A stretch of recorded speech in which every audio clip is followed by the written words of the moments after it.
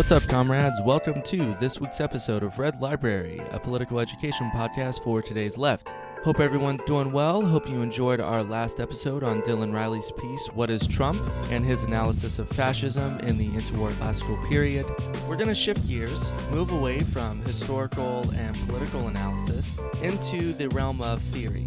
And to do that, we have something very, very special lined up for y'all. We have the first of a two-part episode with me and my very, very good comrade Alex discussing Slavoj Zizek's book, Lenin 2017. That's right, we're going to tackle Zizek himself, the notorious leftist bad boy, the Elvis of theory, as he's been called.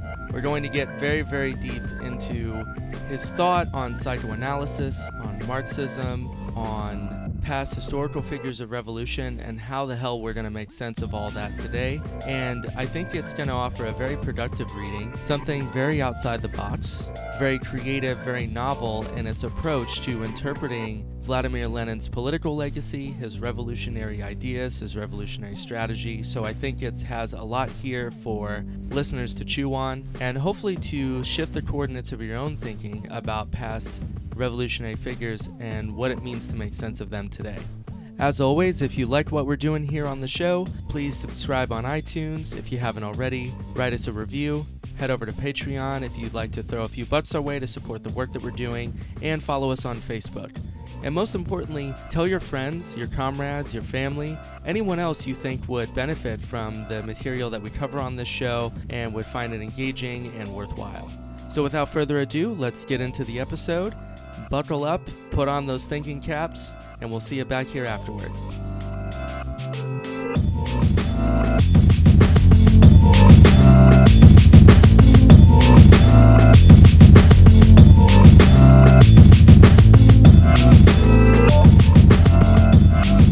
All right, we're live.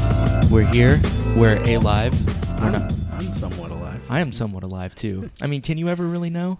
I think we're already dead. That's maybe? Probably true. This is all a Jacob's Ladder scenario. It's Jacob's Ladder. We're, slipstreaming just all over the place. All right. Well, Comrade Alex, I am very, very excited to have you on this week's episode of Red Library. I'm about half chub. That's how excited I am. Oh, okay. It'll get better. I mean, we have a long time to Trust go, me, so it's something I work on. So I hope it just goes in sort of like a gradient throughout the whole episode. I have to tell you, I feel like you and I have been talking about doing a podcast together for at least a year, maybe longer now. Yeah. So I can think of no better way to inaugurate us actually doing that than having an episode on Zizek and Lenin.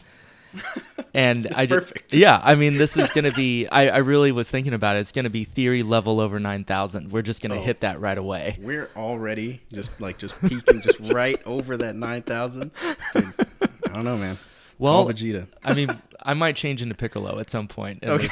So we'll see how it goes. Well, I guess we're here to talk about Zizek's 2017 book, surprise, surprise, Lenin 2017. Yes. And maybe just to get started, for anyone who isn't familiar with Zizek, I have a hard time imagining people listening to this show wouldn't be familiar with Zizek, but Living under a rock if you're not. Yeah. You know who this guy is. I think that Zizek, whenever I think about Zizek, I always think of you. You two are sort of like, there's some weird kind of like logical inevitability for me. I mean, if you look at my bookshelf, I have probably 2 bookshelves in my house. The one that's like front and center, the whole top shelf is like all Zizek books, and then I think half of the second shelf is also Zizek books. I can confirm this. I really like Zizek a lot. He's like somebody I don't know. He reinvigorated my interest in philosophy. I think I had read a lot of like your standard stuff like Kant and Kierkegaard and guys like that, and I was just like, I need something, and Zizek was it. I was kind of into Freud and reading a little bit about psychoanalysis at the time, and that's what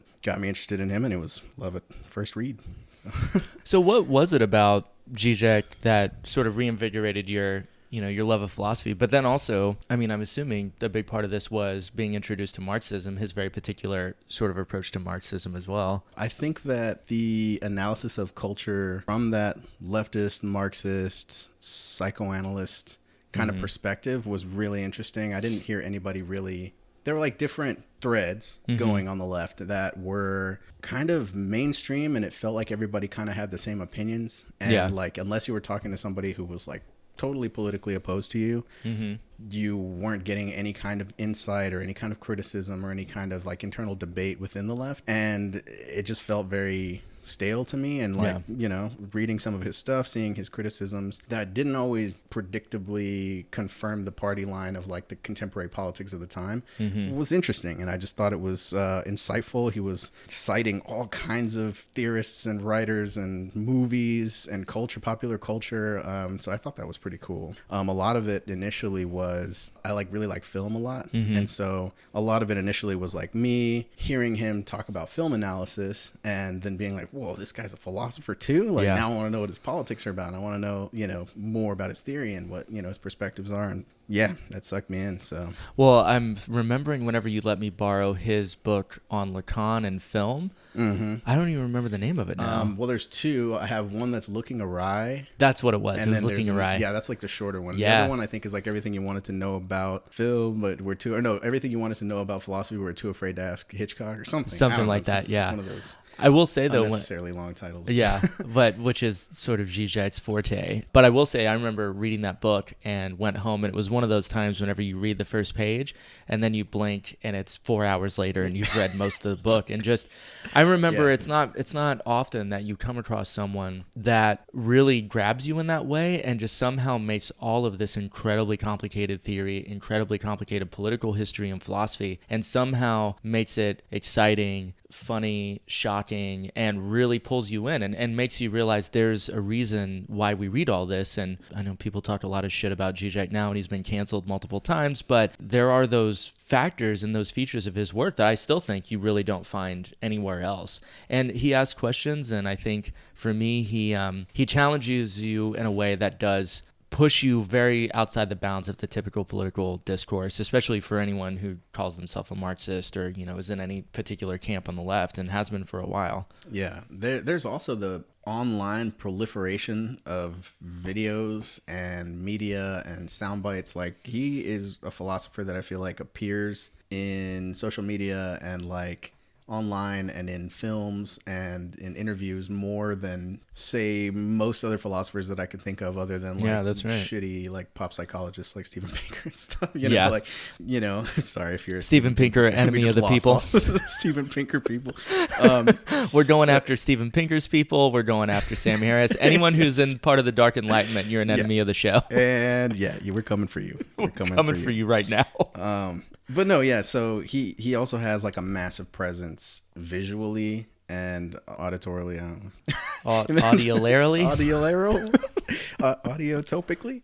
And so yeah, that actually was something that contributed a lot to my interest in him, because in a way it was like all of a sudden, if you really like this philosopher, not only can you read his books and like talk with other people about him, but like you can go online and watch his lectures, and you can watch a film where he like analyzes all these other films and you know, just pontificates about philosophical issues. So it was really easy to kind of fall in love with Zizek there for a while, I think. By comparison to a lot of other philosophers, it was kind of like easy. I know you've been reading Zizek for a long time now and reading him exhaustively. I don't even want to guess how many hours of lectures you've watched of his, but would you say your relationship to his thought and engaging with him has changed now, today?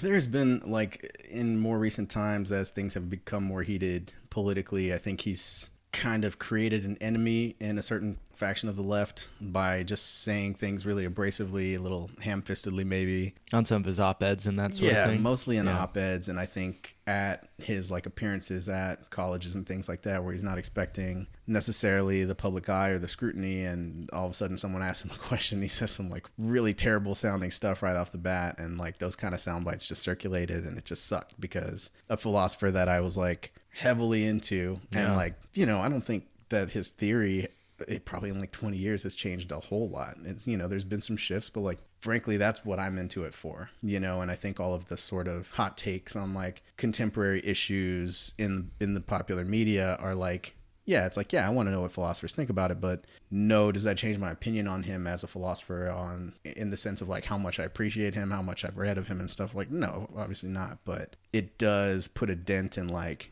how often I can bring him up in conversation or like mention some of his ideas without people making like a sour face. And unfortunately, what I encounter a lot is that people making sour faces don't actually really know any of his theory beyond just what they read in an op-ed, you know, or what they've heard from other hot takes on other podcasts on whatever about him. Which is really, I think, hard to sort of really get an underlying or sort of an in-depth idea of what he's actually doing and what his theory is about. And it can make those things, if you're not aware of that, you can read them in all these very different ways. And I think it's very easy to read him through a lens that's much more simplified than what his, I mean, just to state this out of the gate for anyone that isn't familiar with Zizek, to me would be a combination of Hegelian philosophy, dialectical philosophy, Lacanian psychoanalysis, and Marxist theory of some sort. Yeah, absolutely. He even delves into theology there a little bit. Yeah, He's got that's true. At least a couple works that are primarily focused on theology, which I think is interesting too. That was another reason that I found him. At the time, this is embarrassing. We can cut this out if you want to. Just spit it. I'm going to need you to edit this out. No, but at the time I was like flirting with, kind of think I was like becoming a little disillusioned with thinkers like Daniel Dennett.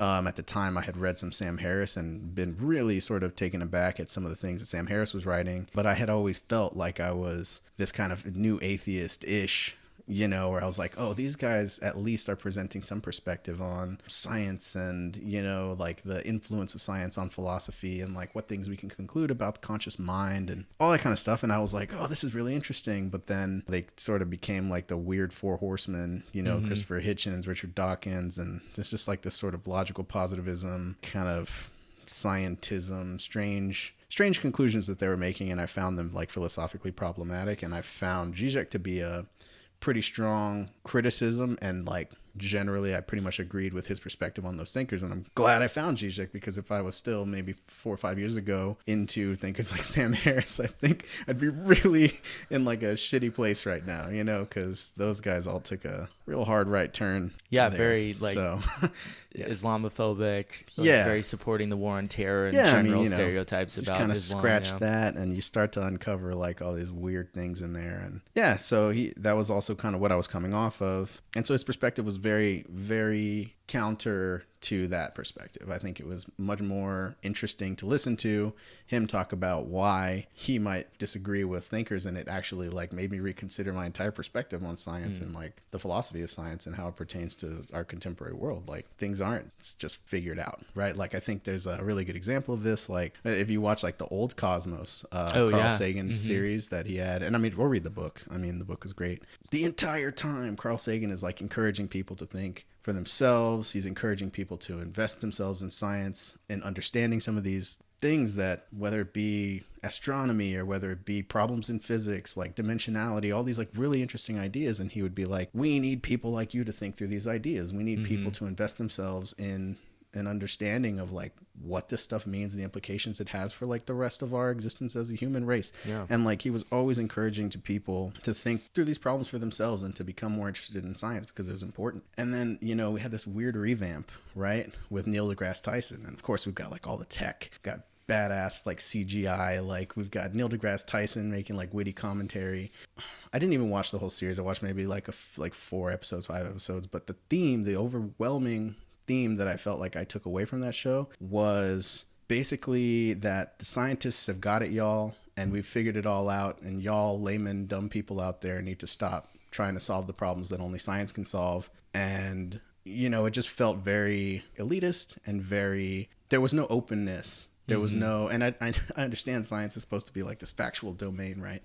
But I don't think that science necessarily has that kind of like fully constituted contiguous perspective on how everything works. In fact, I think science opens up more mysteries every day that no one has any explanation for, and that's the whole point of why we need to continue doing research and continue to invest in science. And I feel like that mirrors very accurately the sort of path that I went along when I was looking at those like kind of new left philosopher, or new atheist philosopher, sorry, not new left, like Dennett, like Dawkins. You know, they went from like, yeah, we're using science to think about some of these problems that are sort of philosophical in nature, to like, philosophy is dumb, you know, science is the master. Philosophy now. Is canceled. Yeah, we are the capitalist arm of science, or we are the scientific arm of capitalism. Well, and I think it's interesting that we're talking about this. I didn't really expect it, but I always distinguish Tyson's cosmos from Sagan's cosmos as the difference between science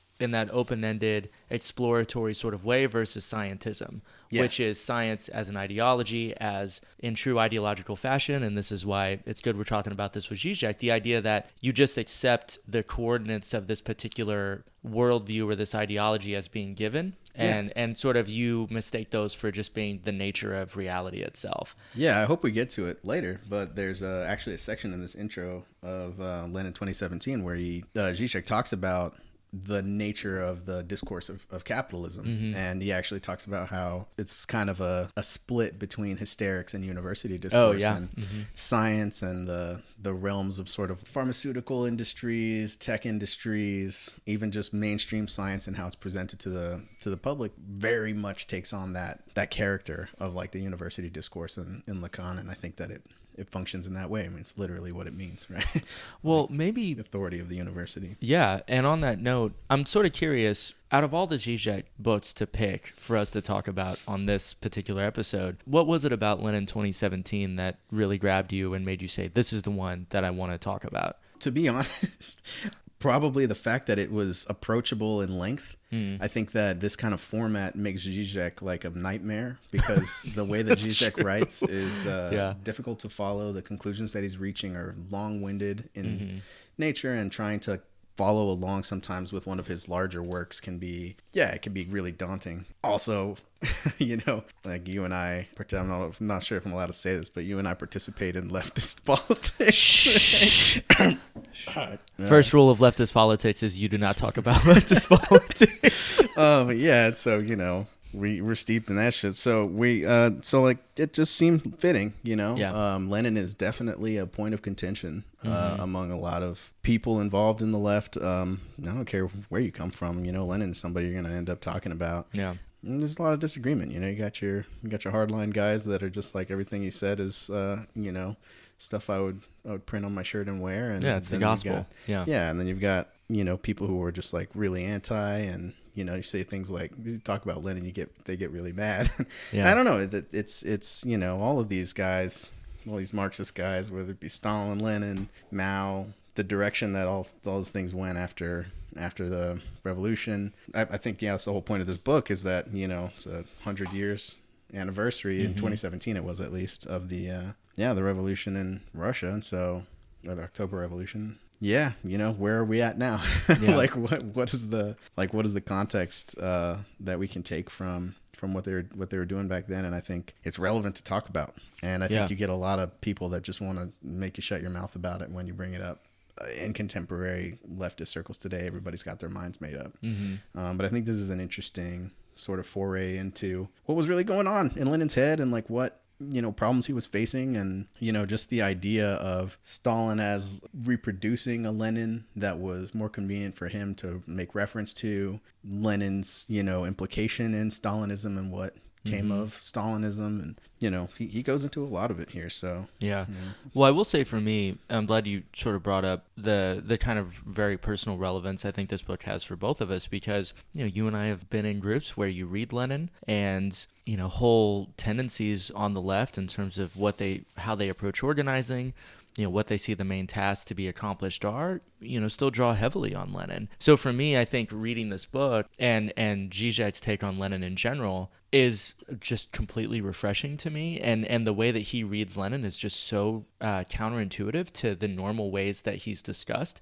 And I think one of the things that I love about it, and it reminds me of your experience of Zizek whenever you're reading Harris and The New Atheist, was that he somehow takes this in a way that is covering the same territory, but finds a way to read it in a way that somehow like kind of rejuvenates this like radical potential without letting it collapse into sort of orthodoxy. And I think that's really fucking hard to do, and it's sort of shocking to read him do it, and to realize you come away with it thinking about this last 2 or 3 years of Lenin's life, which I don't know if I've ever been in a situation or been in any sort of group talking about Lenin where you're talking about everything that happened after the new economic policy and the way that he was thinking about Stalin. And it just seems like there are so many questions here and so many things that complicate the picture of Lenin that we have. And Shais, I think, makes a pretty damn noble attempt to rejuvenate the radical potential that was there in Lenin, and makes it sort of a living, breathing thing today, which I think is increasingly rare. Yeah, absolutely. I mean, I guess I'm not afraid to say it. I think that a lot Spit of it. the Spit it. Spit. Hot take. Oh. I think I like to think this show is anti-hot take. So. Cold take. Yeah, freezing, ice cold motherfucking takes. So yeah, I think that a lot of the things you encounter in organizing in leftist groups about Lenin is, I've found it to be extremely orthodox, man. Like any discussion of like, there's a way in which, he was, and that's something I really appreciate about Zizek. Lenin was not, he treats him like somebody that he cares dearly about, and that he's read thoroughly, and that he understands the perspective and the context historically that Lenin was in and was facing, and that's the most appreciative, or like the highest level of appreciation you can have for a thinker, is to take them so seriously that you don't idolize them. You know what I mean? And that you don't just see them as shots fired. Shots fired. But I think that level of honesty, or that level of like, I don't know, care about a thinker, to have the courage to just honestly portray Lenin and consider some of the things that he might have been facing, especially at that time when things were starting to fall apart, when the revolution hadn't turned out the way he thought it would, when he was dying, literally. And it was kind of it was refreshing to see his perspective, especially all of the other stuff he throws in. He's got this psychoanalytic perspective. He's got these interesting ideas about repetition and like sort of working through of some of the like latent issues that might be there in our identification with Lenin and his struggle as it exists now. Plus all of the stuff that Zizek's going to throw in and kind of bring attention to about what he was going through and what he was suggesting, and how it wasn't just so straightforward as, he wanted things to be like in this particular Bolshevik way all the time. It wasn't necessarily that. There was a lot of sort of reconsideration that he made, especially once he was like forced to encounter the failure of some of the stuff that he had set in motion in the first place. This is a bit of an anecdote, but one of the books I'm reading right now is a book that's on Sovnarkom, which was the actual first sort of instantiation of the actual revolutionary government that Lenin set up. And it's a horribly dry book. I would not recommend anyone ever read this book. A lot of the books on this topic tend to be, you don't get a lot of juicy like intrigue. You just get a lot of historical fact. Maybe, that's exactly why we should read those books. Oh, absolutely. Even though they're hard. But so this book by T.H. Rigby is very dry, but it's very fascinating, because one of the things you really have to encounter directly is that whenever the revolution happens and the Bolshevik government comes into being, they weren't able to completely start fresh. It was this much more sort of dialectical kind of thing where they had to incorporate students and former white-collar workers and all of this stuff. And you kind of see that the actual way the government functioned on a day-to-day level was really, in some aspects, it was very different than the provisional government or from the Tsarist regime, but it also had a lot of things that they, out of necessity, had to incorporate into their own approach. And if nothing else, it just severely complicates the picture, and you come away just realizing there are really huge implications to this. And it's one of those things that whenever you talk about Lenin, or you hear about Lenin, reading State and Revolution or What Is to Be Done or whatever it might be, you realize that all of these sorts of factors, the real material factors, almost sort of just fade into the background. And, I think part of what this discussion that we're going to have about Zizek's books is really, I think, a good antidote for, I think something that's needed is to sort of recomplicate the picture, to sort of take that Lenin off the pedestal, and but I think it's what you're saying, right? You have to. Exactly what needs to happen, because without approaching Lenin in that honest way and taking seriously what he actually historically, we know he was facing, you know what I mean? And reading his writing, not just What Is to Be Done or State and Revolution, but like post all of that, where he was like, I don't know what to do exactly. Like just work and debate on the weekends. Exactly. Just obey at work. Stop causing problems. And like, I think there were, this is a person who, it's almost like, man, how does he character? I think Zizek has a really good characterization toward the end of the intro, because he's talking about the debate between Lenin and Stalin and the legacy of communism and kind of, how Stalin and Lenin are sort of counterposed all the time. When you hear talk about what ended up happening, was it Lenin that was at fault? Was it Stalin that was at fault? Do we need to go back to Lenin? Should we just re-envision Stalin? Like, all these weird back and forth debates between them. But he said it kind of shifted from, I think he said something along the lines of, it shifted from being a hero movie where the hero is fighting the villain, right? Where Lenin is the hero fighting the villain of Stalin. And it becomes more of this tragic situation where you see the hero fighting his own progeny and realizing that it's too late for him to intervene in what his progeny might go on to accomplish. And that it's just like, it becomes this much more grave and tragic situation for the revolution, for the outcome of communism, and just in general, like even as it progressed into China and like the Deng Xiaoping, all that stuff, it takes on this tragic character of what could have been. But then at the same time, Zizek has no shame in just going through and like thinking about the hypotheticals and also being like, well, what if he had lived? Like, let's think about this. What would the difference be? And I don't know. I think it's a really honest, like I said, it's a very honest portrayal of Lenin, and I think that's what the left needs if we wanna embrace Lenin, if we want to move forward with this idea of communism, with this idea of organizing like a real left movement that has like some substance and has some like motivation and drive. Like, if we don't mete out the problematic dimensions of some of this thought, if we don't contextualize it in the historical epoch that it was a part of and like make sense of why it failed, because it failed. These ideas weren't flawless, right? And as much as you might idolize what Lenin accomplished in his life, which I do, we have to take these ideas seriously in their black and white, in the letter of what's there, and like in what we know about what Lenin was dealing with. And I think that it's the only way that we can pull something emancipatory, like you were saying, out of the legacy of Lenin, and this tragic end in Stalinism and what followed in with Mao. So honestly, I don't think anyone could have said that better. So maybe on that note, let's go ahead and get into the actual material. All right, Comrade Alex, this is your show, so take us in. All right. I guess we'll start at the beginning. We'll begin at the beginning. We'll begin at the beginning.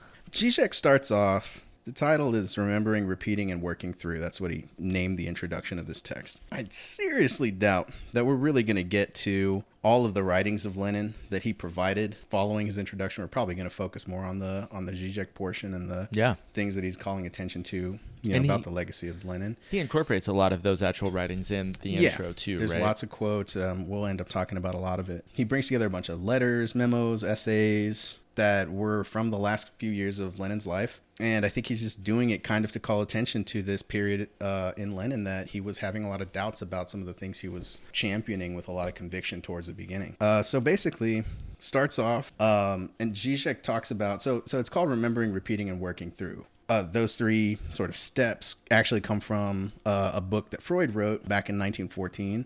It's referring to three phases within the analytical process. And, they also create a dialectical triad. So Freud was all into that Hegel shit too. Who isn't, right? Dialectics. We have, we're dialectic fingering. Yeah, that just sounds terrible. I was going to say we have big dialectic energy on this show. BDE. So basically, in all three of these phases, Zizek is keen to mention that there's always going to be resistance. Kind of talks about these different steps, right? That in the analytic process, the analyst is attempting to have the analysand remember their traumas, right? And in remembering the traumas, obviously there's some information uncovered about those traumas, right? Like how they exist for the analysand. And like the next step would be to repeat those. And this is kind of like the phase that people talk about called transference, where there's like an identity of whatever the source of your trauma was kind of imposed upon the analyst. Traditionally, they conceive of it as like you're going to conceive of the analyst as your father. But then there has to be kind of this imparting of certain characteristics on this figure of authority, or this figure of, sort of analysis that's sort of the subject that's supposed to understand you or know you. Yeah. And through that sort of imposition of characteristics onto them, you're able to sort of repeat the trauma in a way that is more approachable or more under your control as a subject. And this is what, in some sense, is supposed to be engendered by the analyst, right? Like you want to invite this kind of relationship, right? And so that's the repetition. Of course, those things that can take years with an analyst, of course. But then there's the really important step, which would be working through. And I think that's really kind of the more interesting part of this analysis, is that the working through isn't so much the like dissipation or the dismantling of trauma or the way that trauma is affecting someone. It's more the recognition, or I kind of hate using that word recognition, but it's the acknowledgement within the analysis that the space for potential in their life is almost coincidental with the space of, or like the coordinates provided for by their traumas, and the way that they're situating themselves within that life world that they experience is not only inhibited by, or like has an obstacle that is created by their trauma, but it is only that obstacle that gives them the ability to move forward. And so that's the kind of phase of working through. Okay, so already I love this so much. So I mean, the fact that Zizek opens with using this sort of Freudian approach to Lenin, completely out of left field, very, very novel, very interesting. Oh, for him it's typical, right? Well, but it's typical for a lot him, of people that haven't encountered Zizek, he definitely has a atypical way of approaching a lot of these and especially analyses. And especially if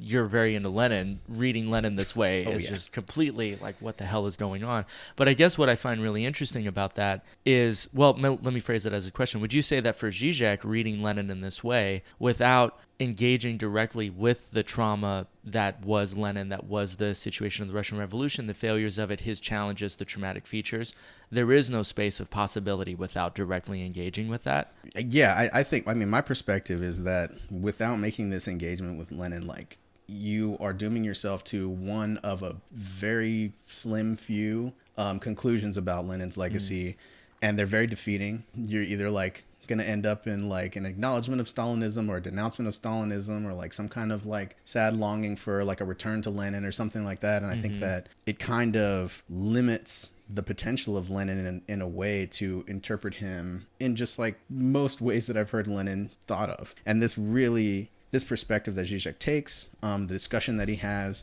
really opens up something in Lenin that was more emancipatory than probably Lenin even really recognized, but that there's a degree to which I think he was actually trying to engage with actively. Yeah, it kind of revitalizes that, you know, sort of like what I was talking about before there.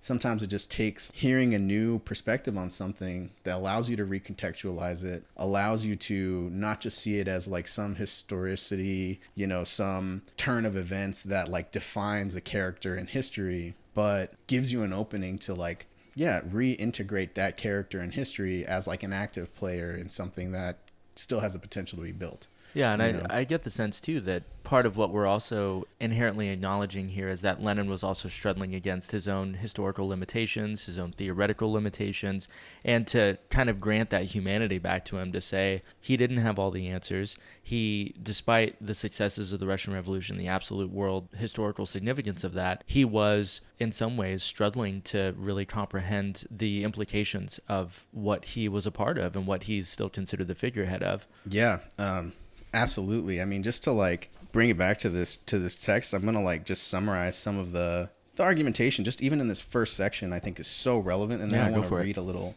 quote from Zizek about the importance of like approaching Lenin in this way, because I think he says it best, honestly. It's pretty powerful what he says. You know, he starts off this little section by talking about, well, first he talks about Khrushchev. When Khrushchev makes his report to the 20th Congress of the Soviet Communist Party in 1956, and he kind of like calls out Stalin for his like crimes, basically. So you're saying this was an early instance of call-out culture? Yeah, like quite literally. Like Khrushchev is also canceled now. You were canceled, Khrushchev. We're sorry.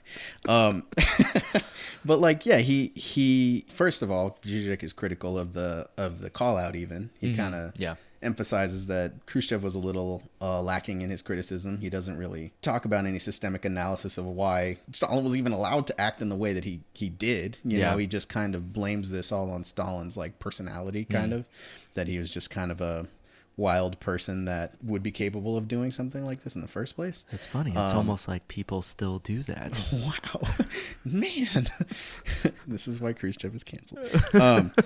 But yeah, and then he completely ignores the famine, the 20s. He talks mostly about the purges of the Bolsheviks, and then he's denouncing, Stalin in this like really impressive way. I think for the time, people weren't at that time. People still saw Stalin as this like large figure, this like bigger than life kind of like leader, like the figurehead of the communist movement. Yeah, and the amount of influence and power they had on the different communist parties all over the world, was incredibly significant. Yeah, and so Zizek kind of makes the argument that as that type of figurehead for the party, Khrushchev criticizing Stalin actually like sort of shattered that illusion that was sort of uniting people around the party, right? Like around this idea. He kind of goes on from that to say that once this illusion was sort of shattered, there was not really any going back for a lot of just communism in general, but especially for Khrushchev, like he also screwed himself. He kind of like goes through a few different perspectives on communism. I feel like he's starting with Russia, and he's using this particular example of Khrushchev, but then he's also talking about China. He's sort of counterbalancing it with the perspective on China, where he says in this shift, once Deng Xiaoping came to power, Deng kind of tried to preserve the legacy of Mao to the highest degree that he could. Zizek talks about how he sort of, when Deng did sort of like an official appraisal of Mao's failures. I think he made a big speech about it. The Great Leap Forward and the Cultural Revolution, those things turned out really badly. But he kind of said Mao's involvement was like 70% positive and 30% negative, right? To kind of like give him the benefit of the doubt, or I don't know really why. It sort of became the official breakdown. 70% of the time, it works every time. Exactly. So it's interesting what Zizek brings up. He talks about this book by Yang Jisheng. It's called Tombstone, The Untold Story of Mao's Great Famine. But this is like a years-long researched study on like the amount of deaths that came of the Cultural Revolution. Yeah, it's very well researched, and it basically puts the figure at the number of prematurely dead between 1958 and 1961. And it puts that number at 36 million. So right after the Great Leap Forward. The Great Leap Forward. Yeah. Yes. Basically, the conclusion of the book is that the disaster was due 30% to natural causes and 70% to mismanagement. So it's just like a really interesting thing that Zizek does here. He's like, the official research on this book, like the most rigorous research on this disaster, basically says exactly the opposite of what Deng Xiaoping tried to say about Mao. It's a little, it's a little inflammatory, just right up front, just being like, nope. But it's interesting what he concludes here, because he kind of says it very differently than they do in Russia. They sort of they banned the book in China, first of all, and it was like very closed lip. We don't talk about it. He talks about how Yang Jisheng still lives and does research in China, but it's like in academic journals and stuff, he's not like a popular, theorist or anything, or writer. A little bit. Yeah, they kind of sidelined him and calls it fetishist disavowal. It's sort of like taking a perspective of trying to sidestep the truth, in some way. He kind of says that Deng sort of disavowed Mao's involvement in the tragedies, specifically to allow for the symbolic efficiency of the authority of the party, right? And to kind of preserve the legacy of Mao as something that could be continued by the nation, even though they were shifting into a completely different phase of whether it be culture or economy, of like whatever, basically everything was changing, right? Yeah. And so it kind of allowed for there to be sort of a benevolence in the party as well. This strikes me as something that Zizek in particular would hit on, this process of symbolic efficiency and the way that leaders function as a symbol, particularly for any society or party, because of his Freudian approach and using Lacan and the way we, I'm assuming we'll talk about the big other and we can flesh out what that means. But this whole way that symbols function, particularly in politics, particularly in these sort of, communist countries in these situations, I think Zizek strikes me as being really uniquely suited to really hone in on that kind of aspect. Yeah. And absolutely. The symbolic efficiency is like the topic of the day, really. I mean, that's what the discussion in the introduction, I think, overall is about. Zizek is trying to make some sense of like how we can conceive of of the Communist Party in Russia following like the Bolshevik Party and then the sort of Stalinist changes. He's sort of taking on all of the contemporary perspectives on communism as an idea and its failures, and really trying to take apart most of these criticisms and try and present some insight into them. And so he went through Khrushchev's criticism of Stalin, and then because then Khrushchev also, just to go back a little bit, Khrushchev, his suggestion after this speech where he's like denouncing Stalin for all his crimes or whatever, he advocates that we return to Lenin. That Stalinism was some kind of like corruption of Lenin's intentions or legacy, and that we need to return to Lenin. And so there's this more pure tradition that's still sort of there that can be kind of recuperated if we just blank out whatever it was that Stalin did and then return back to this sort of more nice and revisionist. We gotta go back. Maybe that's sort of a really interesting point to drive home, that whenever we talk about revisionism, in a sense what we're talking about is returning to some sort of more radical or sort of more emancipatory past, and that's kind of what the revision is in service of, is somehow going back and like recuperating this tradition that somehow got lost or was subverted. Yes. And so Zizek goes through, kind of disagrees with Khrushchev. He presents Deng Xiaoping, also disagrees with this perspective that Deng Xiaoping took, specifically along the lines of kind of what you're talking about, the like symbolic efficiency of authority. He talks about how Stalin operated as sort of like a big other, right? In the sense that he sort of guaranteed the potency, I guess you could say, or he guaranteed the legacy of communism and of the party as sort of its figurehead. And that once Khrushchev made this criticism, the illusion of that big other sort of justifying or giving you some kind of background or some kind of like faith in what you've chosen sort of dissipated, and the party never recovered from that. So in general, let's say someone has never read Zizek before, never read Freud or Lacan or anything, would you say that the big other is some sort of larger sort of kind of like metaphysical principle that grants sort of legitimacy, or is a form of authority, or something that operates sort of in this kind of like almost super metaphysical way that allows us all to kind of sort of buy into whatever systems we're a part of? Absolutely. I think it sort of grew out of the Freudian idea of like superego. Oh, yeah. Like sort of this authority that imposes on you, but also has to be kept away from the darker truths of what's going on. It's like kept pure?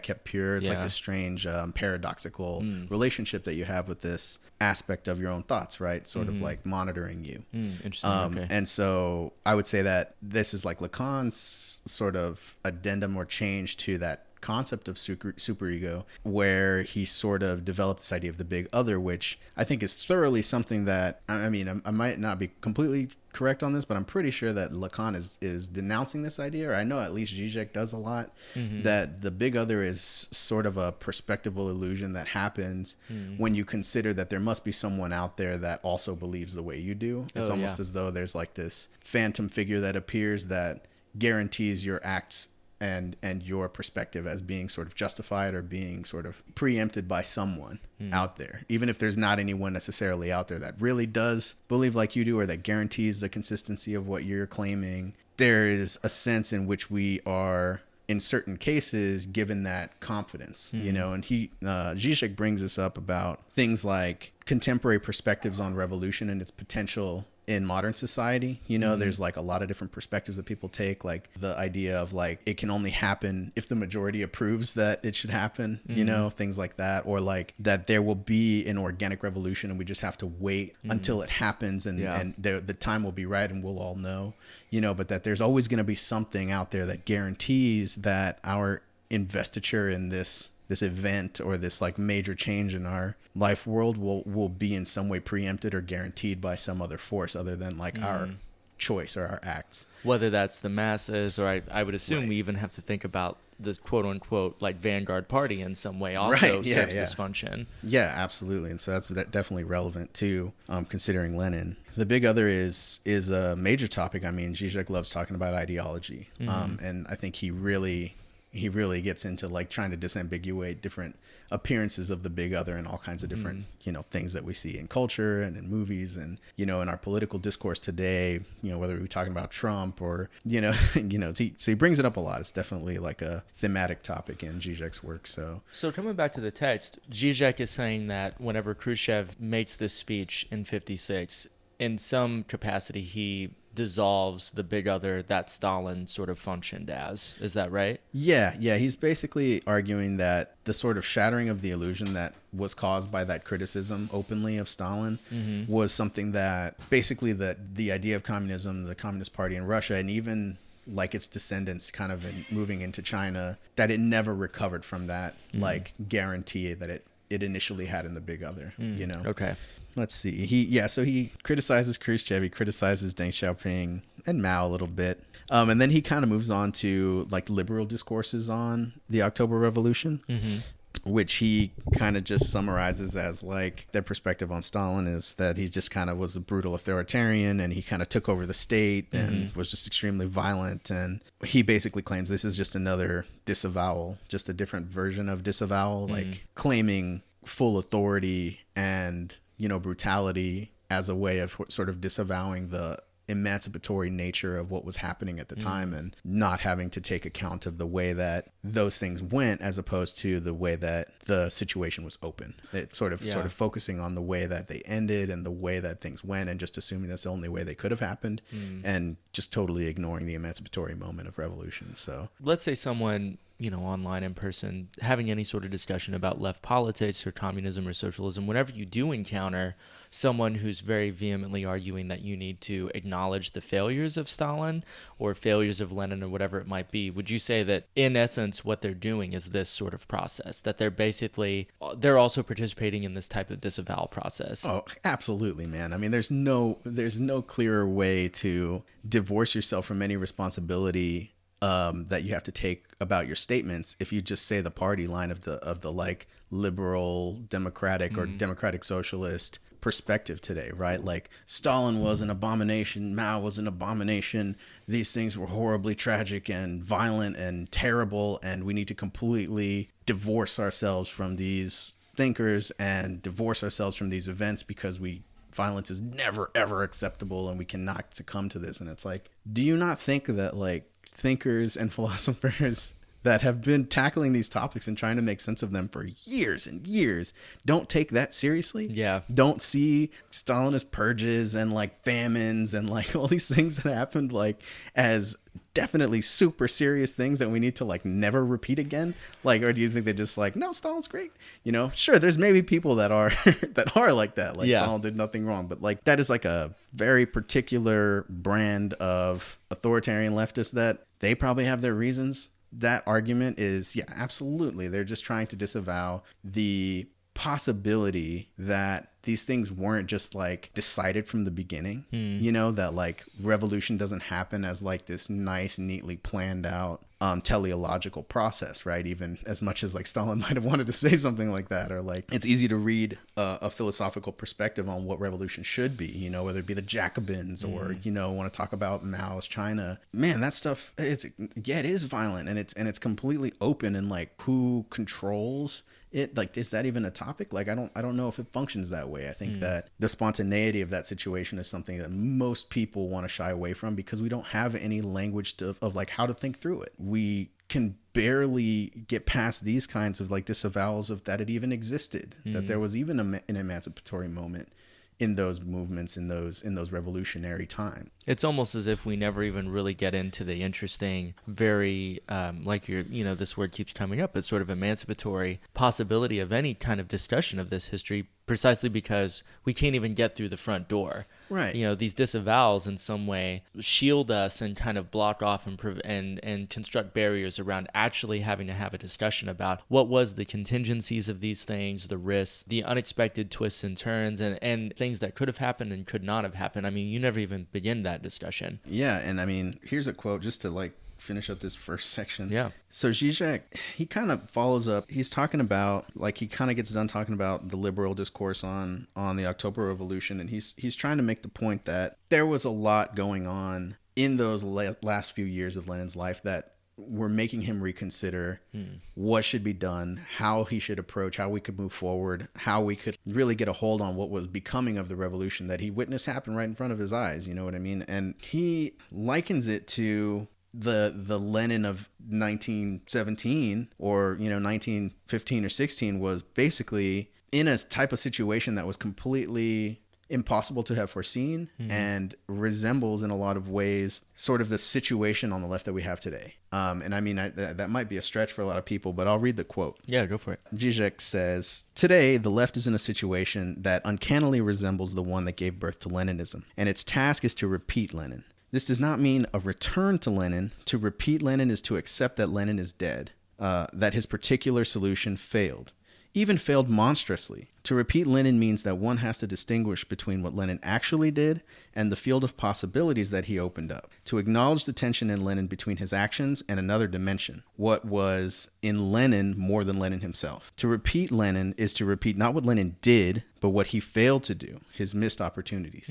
That's the end of the quote. It's almost as though there's a dimension that Zizek is trying to highlight here that you don't accomplish by just following Lenin's prescriptions to the letter, but that in a sense there has to be some kind of restructuring of our circumstances so that we can even have the opportunity of emancipation that Lenin was sort of privy to or that he experienced. Yeah, we have to rethink this whole thing to be able to accomplish anything even remotely resembling those emancipatory potentials. And I think one interesting thing that I'm reminded of here is the amount of depth and familiarity that Lenin had with Hegel, with philosophy, which allowed him to rethink his own coordinates of his own historical moment in a very particular way. I feel like that's the thing that we keep missing, that while Lenin was, brilliant as a strategist, brilliant as a political thinker and a leader, all this was grounded in him reading the most esoteric, hard as fuck philosophy in an attempt to try to rethink the entire nature of possibilities of his own era. And that feels like one of those things that we miss by not sort of repeating Lenin in a way, but just sort of adhering to the letter as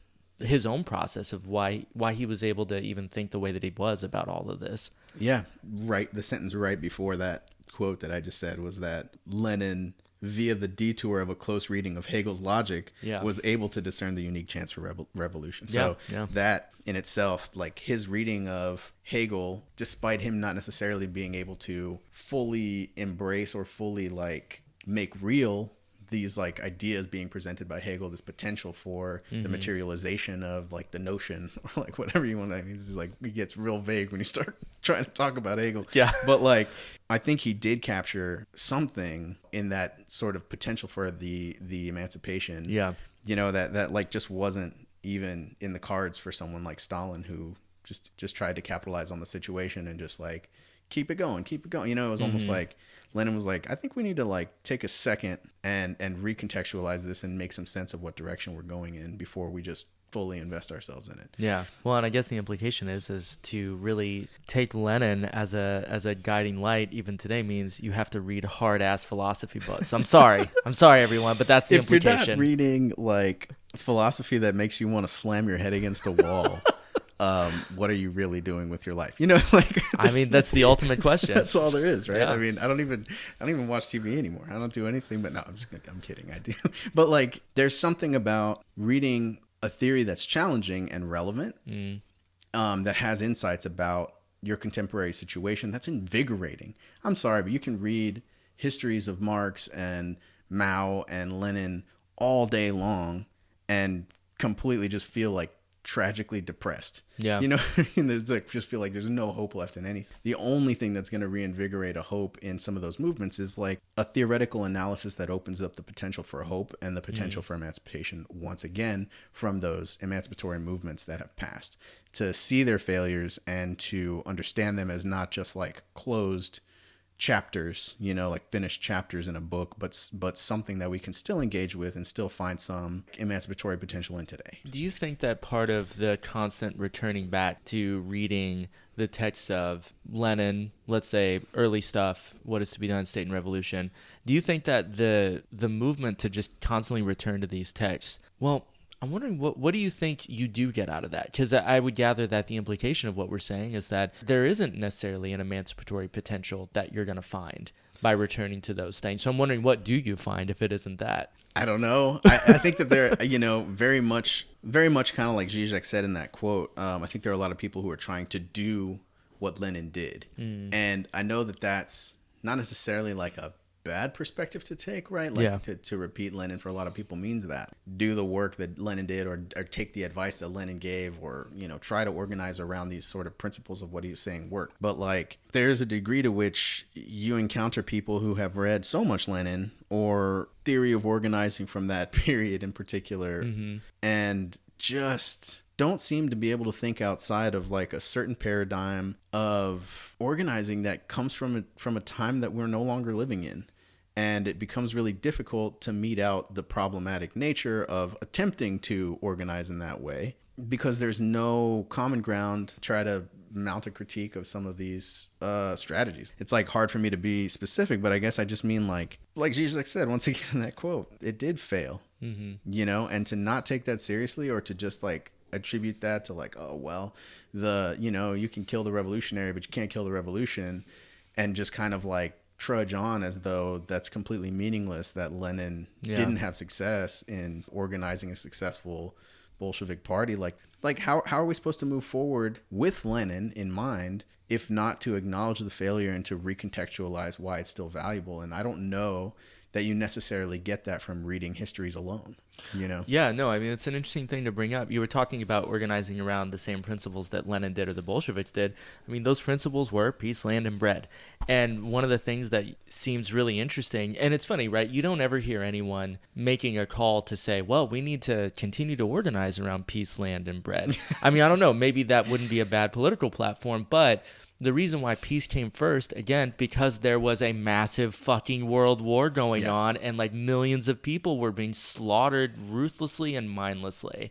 And so to me, it's very hard to think about what would it mean to repeat Lenin if you were to just sort of take their own approach and their own strategies, which were based around those ideas, which you can't separate from the context. It's funny, on the previous episode before this one, I was doing a reading of Dylan Riley's What is Trump article, and the thing he talks about is what's called the reflective form of pragmatic history, which is this criticism that Hegel has of the way that you look to history and you sort of abstract out particular elements and you collect those together, and then you use that as the yardstick in which you judge your own time by. Riley and, via Hegel, has a very, very sharp criticism of this, in which this is a completely destructive, dead-end process to engage in, and essentially you blind yourself to the complexities of the actual history in which you're using to kind of inform your own judgments about your situation today, and it obscures even being able to understand what's going on. Yeah, absolutely. I mean, in the next couple of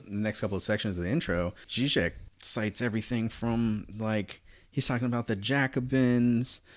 He brings up even Marx's thesis 11, and he's just kind of going through and saying, look, like, we can't just look at this perspective that we have in our contemporary life world on what happened during the Russian Revolution, during those times between Stalin, between Lenin, and not immediately see about 4 or 5 different contradicting perspectives on the same set of events. How anyone could just assume that there's going to be like some perfect bookmark or historical like waypoint that, or give us like a confirmation that we're headed in the right direction for revolution. Like, how anyone could claim that is beyond me. It doesn't make any sense. Like, not only that, but like Zizek quotes Robespierre, the Trial of the King, and Robespierre is basically arguing like, well, the revolution already happened. The terror is like the will of the people, the sovereign will of the people. So to try to take a vote on what should be done about the king would be counterproductive to like this movement that has already been created, right? And he's kind of talking about this impulse to invoke minority and majority are always ways of sort of rendering inaudible the voice of truth. And it's really interesting because I feel like it's a very similar thing that people do. It's almost as though like, basically, I feel like attempts to contextualize these historical events and see in them signs of the future or like signs of the contemporary, like, oh, look, we're repeating Lenin's legacy, like, oh, wonderful, we have this one victory, you know, for workers or something, you know, or like seeing the tragedies that are happening around the world and just immediately thinking like, this is the time, this is the place, like that can be so inspiring, but it can also be so limiting because in a sense, what you're thinking of is you're contextualizing your contemporary moment in a perspective that is like thoroughly biased and like thoroughly shot through with the perspectives of so many different people all throughout history on an event that in a sense was never well informed or well defined. You know, it was just as open to Lenin as the moment today is open to us, right? Like, and to just assume that on behalf of Lenin and his like fully constituted perspective about what was to be done, so to speak, that we can just like take it as a sign that we're on the right track is. Do you see Lenin operating almost as our own big other whenever we invoke him in that way? Absolutely. That's like the definition, right? We need, I mean, and this is, you know, the discussion in the intro here in these couple of sections is that there are all these different ways that we're invoking that sort of guarantee, that big other, that guarantee of our appropriate action or our appropriate determination on some historical event as being one way or another, is that ultimately, like, we, without that big other, almost can't function in a pure way. Like the act is something that we don't generally engage with. And those moments of engaging with the act are moments that are basically anxiety ridden, and like you're taking like the ultimate risk because you're investing yourself in a way that puts you fully on the line.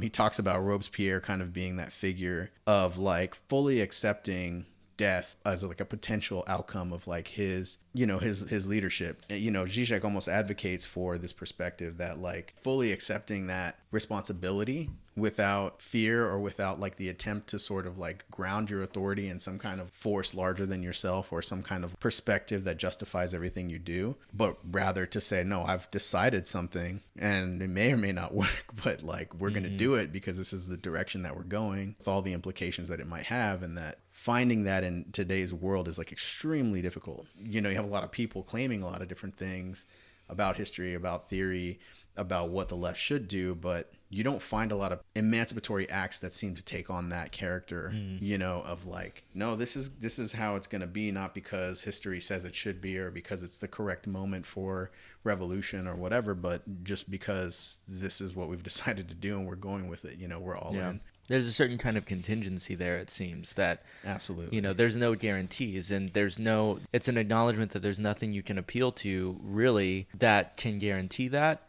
And I wonder if maybe part of what those appeals do more than anything is to help minimize our feeling of anxiety of our contingency, of the sort of unguaranteed nature of any decision that one makes, especially whenever the stakes are revolutionary change of any kind of society. Yeah, and like, so here I have written some of the notes on the text. It's like Lenin rails and rails about opportunism, and this is exactly what he's talking about, is like the particular manipulations of the big other, the particular manifestations of justification that people invoke specifically to hinder the revolution, specifically to take away from that emancipatory potential. Like, I think he has a quote, it's not from Lenin, but something along the lines of, those who don't take sides in a conflict and even in its aftermath are more cowardly than the enemy and more worthless. And it sounds like pretty totalitarian, right? Like, we're right, the enemy is always wrong, and if you don't take sides, then you're even worse than the enemy, right? But he's kind of saying that sometimes taking a perspective like that isn't as totalitarian as taking like kind of that like morally relative position that we experience today, where like we have this strange situation where it's almost as though an authoritarian perspective or even like a pragmatic perspective about modest changes to our society that should be good for everyone are seen as like completely irrational. Oh yeah. You know, on account of the fact that they don't consider the opinions of the masses and the diversity of those opinions. It's almost as though like on account of the masses and their opinions, we shouldn't try to help the masses by like making systemic changes that will benefit everyone. And it's like, God, didn't you think of what they might say? You know, it's almost like, it strikes me as like invoking democratic consent of the masses precisely to continue oppressing the masses even further. Yeah. And I mean, there's a whole discussion. I don't know if it's in this section. I think it's a little bit further on. Let's see. So like he starts off this section by talking about the protests in Ukraine in 2014, where they're like tearing down statues of Lenin. Yeah. And, you know, these are statues that proliferated after the speeches of Khrushchev denouncing Stalin, right? And so it's like an interesting little... That's so funny. That almost reminds me in a weird parallel way of the Confederate statues, how the way that they're invoked is, oh, well, these were constructed during the actual like Confederate era. And it's like, no, these were constructed after the Civil Rights Movement. Yeah. It's like they sort of arose historically much later, and usually for a very definite ideological political purpose of solidifying sort of consent of a particular society or preservation of a status quo in some sort of way. Yeah. And so it's interesting. He kind of talks about Lenin's face was, after the denunciation of Stalin on the mastheads, like Lenin's face would be printed twice side by side, as though they were like trying to cover up the fact that Stalin happened by just literally putting Lenin twice, like side by side, same picture. And so he said it's like really ironic because like they're kind of trying to hide Stalin. And then now fast forward to 2014, you've got people in Ukraine tearing down the statues of Lenin, this like strange nonsense situation. Then he's kind of talking about how like what happened to Ukraine sort of following the Soviet takeover of Ukraine was actually like proliferated, that this is not, that these protests were not an embodiment of like the worst aspects of the revolution, right? Where there was like destruction, but this was almost probably more of the like echo of the proliferation of like Ukrainian identity that Lenin encouraged, because he was basically like, these nation states should have full sovereignty and they should be able to invest in their own cultures, and basically like all kinds of stuff. Healthcare proliferated. There was like better gender relations. They're talking about how the language experienced like all kinds of like artistic improvements. Like they had like a lot of cultural, like books were written, like poetry was written. And so I don't know, I guess like the point he's trying to make is that maybe this denunciation of Lenin isn't so much just their radical acting out against like the regime of Stalinist or communist practice that was being imposed on them, but rather their investiture in their identity as like a sovereign state, despite being a part of a larger conglomerate. But obviously that's not how things turned out. But it's just, he's kind of saying like, think of it not in terms of the divorce from the Stalinist legacy or the divorce from the Leninist idea of what communism should be, but rather Lenin probably would have endorsed this kind of behavior, that like, in a sense, Lenin was an advocate of the sovereignty of these nations that were joining the party, and like he believed that they should be able to sort of indigenize or whatever. And like I know that he was denounced by Stalin as like a national liberal or whatever, but like in a sense Stalin was like a proponent of internationalism, and that he just had a very specific disagreement with Stalin's perspective on what should be done. And like in a sense I think just calling it so clear cut as like this is just the result of what happens once you try to implement communism in today's modern age, is you have these like impositions of like powerful countries colonizing other countries, Ukraine wanting its like freedom, or its like sort of identity. I know these protests seem and are read by the media in a certain particular kind of way that like endorses like the mainstream perspective on anything resembling communism, right? It's like bad, look how angry these people are, everything's failing. But in a sense, if you take Lenin's perspective, something like what was happening in Ukraine, these protests would have been like something that would almost be expected, or like almost to be endorsed and like encouraged, because they should be indigenized. They should have their own sovereignty and their own identities as nations. Almost like he would have supported the tearing down of his own statues. Yeah. Especially his statues that went up in the guise of Stalin, or like to cover up the Stalinist mistakes, right? I find that really interesting because there's a certain corrective that brings to most discussions around Lenin, period. And I definitely think in sort of the general like Cold War, anti-communist liberal discourse, and, obviously like conservative reactionary discourse too, which is that there's a straight line drawn between Lenin and Stalin, right? Of Lenin and Stalin both collapsed into one thing, which essentially their mission was to impose the communist ideology, the Soviet model, on all of these weaker, exploited states.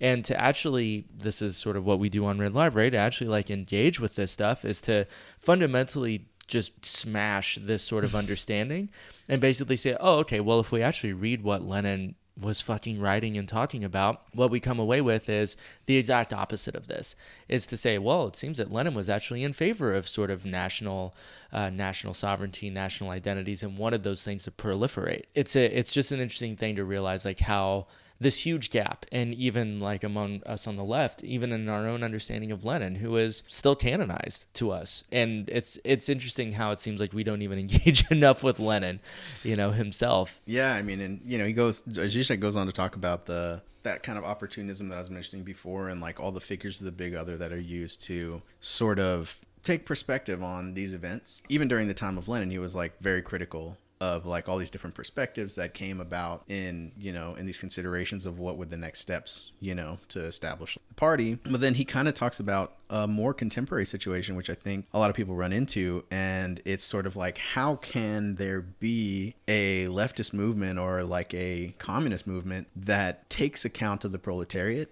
And that like respects the wishes of the proletariat, is primarily focused on creating the dictatorship of the proletariat. And I think this is like something you and I have both encountered. Yeah. Zizek kind of uses this example in an interesting way to kind of bring attention to kind of ask this question, like, how can the truth of like the proletarian struggle and like those who toil be distinguished from like just the imposition of like some group's will on account of or on behalf of that group who toil, and he basically is like, well, it's Lacan. Like Lacan can help us distinguish this. I really appreciate that this is where Lacan comes in, because I think this continues today to be an absolutely fundamental question, and this huge sort of kind of reef, that all of our ships constantly get wrecked upon, because there's still no way to really answer this question if we only utilize the primary text of Lenin to continue to try and answer this question. It strikes me that what Zizek is offering here is a way of saying, listen, if we're going to answer this question in a way that isn't going to lead to the exact same conclusions, we got to use some different tools. Yeah, and so what he suggests is that he references Lacan Seminar 18, in which Lacan is talking about the truth of analysis, or like kind of discussing the legitimacy of analysis in like a Freudian, like a psychoanalysis. Yeah. It's an interesting consideration, right? Because it's like, what guarantees the efficiency or the effectiveness of an analysis? There isn't necessarily any form of authority in the analyst that promises truth or like promises facticity, I guess you could say. And so it's kind of like the question is like, how can you distinguish just the imposition of the will of the analyst from the truth of the subject that wants to be analyzed? And so it's a perfect little parallel, I think, to bring up about this type of situation. And what Zizek argues, and like he kind of is quoting Lacan throughout, is that the test of the truth is not the assertion of the analyst, but rather its internalization and acceptance by the analysand as insightful, as effective. Kind of calls it the truth effect that it creates in the person being analyzed, and that if it spurs them into action, if it changes their perspective, then it can be acknowledged to have been effective, at least to some degree, and that process is a long one. So it's not necessarily just like one instance of like, ding, like I just changed your whole brain into something new and now you see yourself as a different person, but rather the insights being accepted as they are presented, and the consistency of those insights being maintained by the analyst throughout the process in a very fidelitous and sincere way, taking a certain perspective and sticking with it. It's almost like the consistency of the perspective guarantees the effectiveness of the treatment. It's not that you're imposing a truth onto somebody else, but rather interpreting what they're presenting you with fidelity and consistency, so that they're able to see the sort of interplay of what it is they're actually experiencing, not just from their own perspective that's biased and immersed in a traumatic engagement, but from the perspective of someone who is a little bit disembodied and can process some of that in an explicit way for them. I think that's brilliant. I mean, there's no guarantee of truth or of legitimacy in revolution either. There's just the promise of, oh snap. Yeah. Oh, shots fired. Shots fired every which way against everybody. Yeah, like there's not one perspective that you can take. There's not one historical analysis or one manual that you can read that's going to give you a plan for how to enact a revolution, especially not a revolution in today's society. Yeah, I mean, especially in the U.S. Yeah, in the U.S. Come on, man. Like, no, there is not that language of expression that could express that in today's world. I mean, if anything, we have more ways of talking about how we just don't know, or that's more likely that, you know, we get hit by a meteor, or like the volcano under Yosemite National Park explodes or something, and we all just die in a horrible blaze, you know, then like any serious thought about how we could organize a first world, technologically advanced and like social network connected society, like we don't have a perspective on how to do that. Sure, we can talk about worker collectives, we can talk about, you know, organizing tenants, or we can talk about violent arming and like the establishment of like a sort of militarized community type of watch program where we can like create an alternative to like society that capitalism provides us with. But like, come on, man, like who's really talking about how we're going to get like a IT professional to want to invest himself in like a revolutionary movement? Who's really talking about like a kid who just sold his first rap record off of SoundCloud hype? That guy is going to be more exploited, you know, than like most people in our day-to-day lives that we encounter. Much less engaging with like a working class person who doesn't read theory, person who doesn't understand what Marx was talking about, who has no interest in anything but trying to get their kids fed and make the work on time. You know what I'm saying? Like that, and I'm not trying to be stereotypical, but I'm just saying there's such a diversity in the kind of people that we would have to bring together to like have an effective movement on the left, that it's just strange that all you hear about are like, how can we get the workers to want to make revolution, and the only people you hear talking about it are like middle class white people, a lot of whom are men. Yeah, this is kind of a problem. Well, would you say that part of what you're describing here is the way that we are not even able to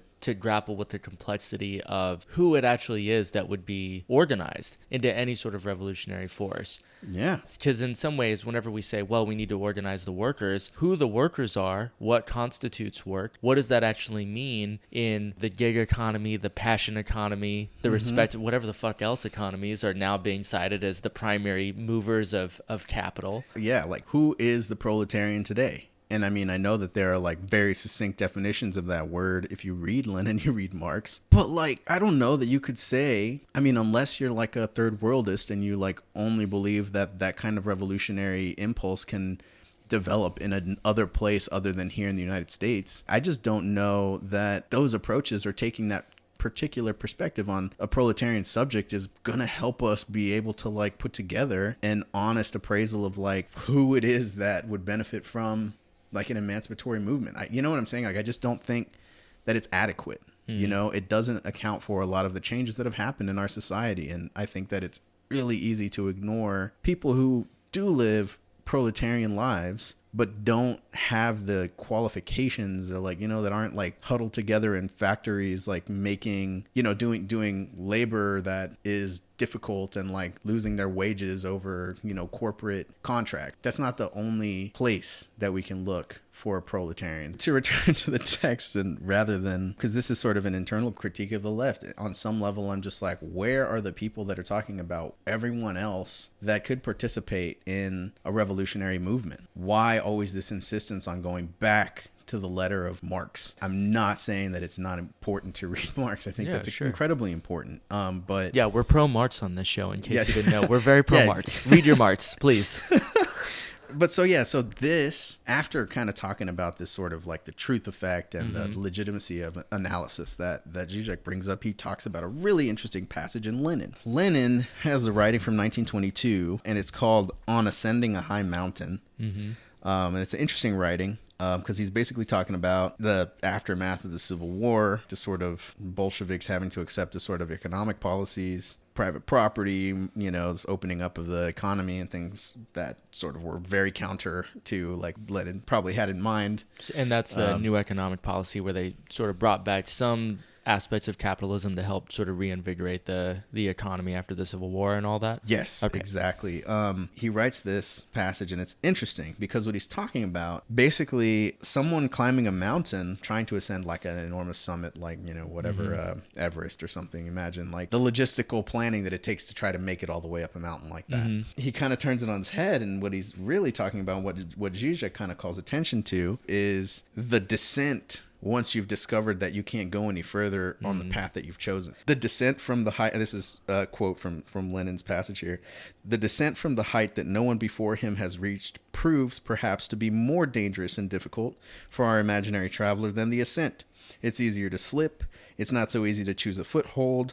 There's not that exhilaration that one feels in going upward, etc. The voices from below ring with malicious joy. They do not conceal it. They chuckle gleefully and shout, "He'll fall in a minute. Serves him right, the lunatic," and so on and so on. And he's kind of talking about just how in a retreat, when you have such an enormous force behind you moving towards some goal, and then you hit an impasse that you can't overcome, that it's very rare to hear people consider I don't know how else to call it, maybe like a defeat or like a retreat, but one that still preserves a sense of dignity, like a dignified surrender. Yeah. And like framing it in this way is really, really interesting to do, because going off of what we were just saying, how there's not really a strategy for how to engage in like in a modern society with, the group of people that would benefit most from a systematic change in the structure of our society. Like, we have to descend the mountain and reproduce something in leftism that isn't just like shitty 20th century welfare socialism, right? Approach these, it's kind of like this weird deadlock that the left is in a sense that, like, once we can get any kind of political movement going in even a democratic socialist sense, all we can do is sort of demand more welfare, like sort of the socialist welfare idea, and it gets denied, and then we just like pout about it, and that's like the horizon of like 20th century socialism, is that's where we're at. Yeah, there's lots of like sort of especially since Trump, I feel like there's been a reinvigoration of like a honest leftism. There's been a lot of anti-fascist media coverage, I mean, even as negative as it might be, and like we have real potential for organizing, but I just don't think that anybody's taking seriously the strategic perspective that you might need to take to sort of recontextualize what it is that we need to do. We have to like redefine a emancipatory terror. like, maybe we need to we need to reread the Jacobins. We need to like take a new perspective on Robespierre. We need to once again like sort of redeem Lenin and take him out of this like defeatist, like he's either just a precursor to Stalin or some legacy that was lost when Stalin corrupted everything. There's some middle ground there that allows for that emancipation, like I've been saying this whole time, like Zizek is arguing, that we don't really have a lot of people theorizing about, and I think that's kind of the only place it can come from.